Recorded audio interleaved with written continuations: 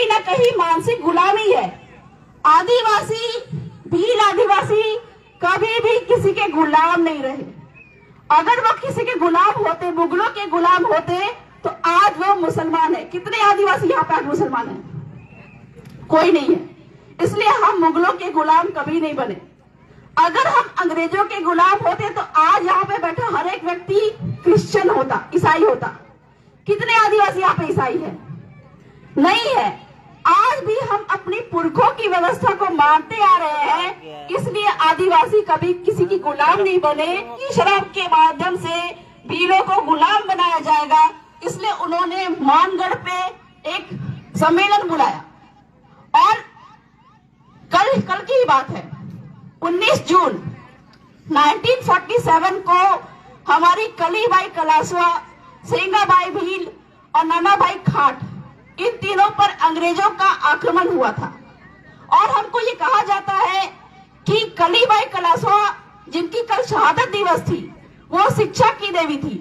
लेकिन एक बात मैं आप लोगों को साफ साफ बता देना चाहती हूँ कि कलीबाई कलासवा और नानाभाई खाट की जो हत्या हुई थी, वो शिक्षा के कारण नहीं, स्कूल के कारण नहीं, वो इसलिए हुई थी क्योंकि अंग्रेजों ने 3 जून 1947 को ये बात साफ साफ कह दी थी कि आदिवासी हमारे गुलाम नहीं थे, भील हमारे गुलाम नहीं थे। और 3 जून 1947 के ब्रिटिश एंटी के प्लान में हम ये निश्चित करते हैं कि आदिवासी चाहे तो अपना अलग देश, अपना भीलिस्तान बना सकते हैं। और ये बात देश के सरकारों को पसंद नहीं आई, इसलिए मानगढ़ पे हत्याकांड करवा दिया। और 19 जून 1947 यानी कल के दिन ही उन्होंने नानाभाई खाट और कलीबाई कलासवा का कत्ल कर दिया, ताकि भीलों तक ये बात नहीं पहुंचे।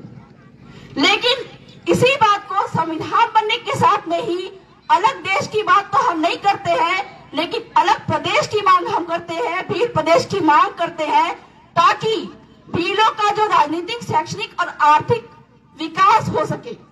और जो हम चाहते हैं कि आदिवासियों को सारे जगहों पे, चाहे वो सांसद, विधायक, मंत्री, मुख्यमंत्री हो, चाहे वो स्कूलों में जितने भी पोस्ट है, चाहे वो सरकारी नौकरी में कितने भी पोस्ट है, जल, जंगल, जमीन, खनिज पे जो अधिकार है, वो आदिवासियों को तभी मिल सकता है जब वो भील प्रदेश बन जाए।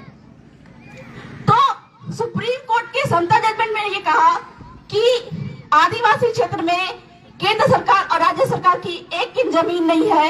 ये इसलिए कहा क्योंकि आदिवासी कभी किसी के गुलाम नहीं थे। और मैं ये जो बात कर रही हूँ कि लसाड़िया में जो इन पे जो केस हुआ, इस केस में कलेक्टर महोदय को भी पार्टी बनाना चाहिए। क्यों?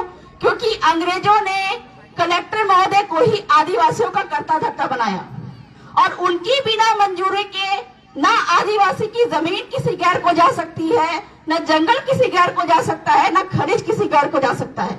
और जिस जमीन की लड़ाई वो लड़ रहे थे, जहाँ पे गैरों ने खनन करना शुरू किया है, सीधी सी बात है कि राजस्थान टेनेसी एक्ट में कलेक्टर महोदय की पूर्व मंजूरी आवश्यक होती है।